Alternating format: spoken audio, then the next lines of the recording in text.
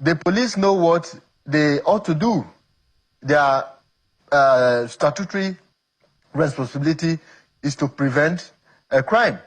And if in the event that they fail to prevent crime, it occurs, they have to investigate and bring the perpetrators to justice. What they are supposed to do at the moment is to declare Victor Ogbuja wanted and launch a manhunt to arrest him. There are no two ways about it. They have to do that as quickly as possible.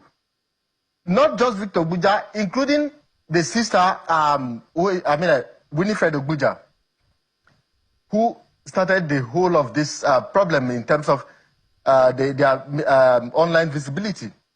So if the police are serious in getting to the root of this matter, they are immediately required to launch a manhunt to arrest Victor Ogbuja. He cannot be hiding for 7 good years since Ochanya passed away. And you're telling us that you can't find him, whereas on a daily basis, journalists and civil rights activists are being arrested by police on flimsy issues of cyber bullying and all manner of issues that are related to politicians and the elite. We can't be operating like we are in Stone Age. This is the 21st century. Nigeria cannot afford to live in this manner. We're talking about a child, a teenager, a 13-year-old. What that tells us about Nigeria is that this country does not care about the vulnerable people. And for context, we must situate this issue in the right context. Because the Ogbujas are not acting alone. If you would like to know, this is a lecturer at the State Polytechnic in Ubokolo.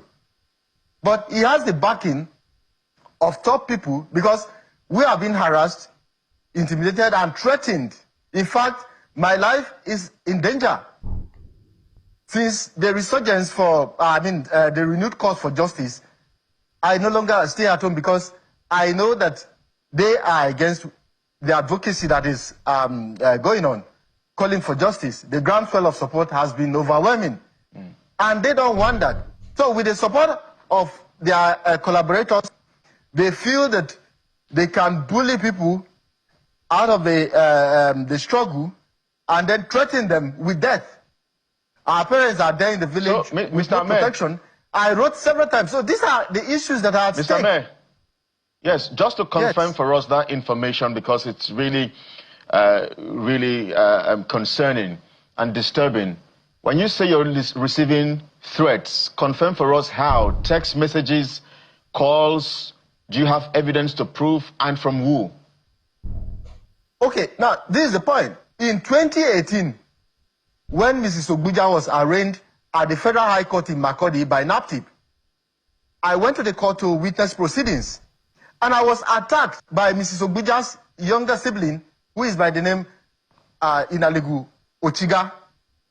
He came there with his goons, and then tried to harass me, and then at the end of the day, he told me categorically that I will deal with you. You will see what will happen to you in the course of this trial. And subsequent, my subsequent appearance in court, we were met with the same kind of treatment. I wrote a petition to the Commissioner of Police in Benue State, telling him about the threats that I've received verbally from the family of Mrs. Ogbuja, particularly her siblings. But they never did anything about it. I wrote the Inspector General of Police, telling him that we need security, we need protection, including witnesses that were being intimidated not to go to court. All right. To testify in this matter. They are there. And for context, let me put it clearly in here now. We're talking about it, let's be clear about this. They came out to say it, even they were saying it, that they have the backing, they have the support of people who would help them.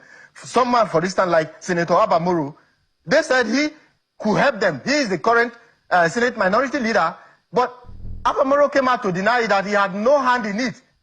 But it became troubling because for 7 years, could you imagine for 7 years that the police, for such a despicable crime, the police has refused to arrest the principal perpetrator of this crime.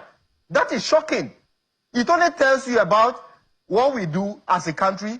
It tells you about the failure of government in fighting crime, All right. specifically the police.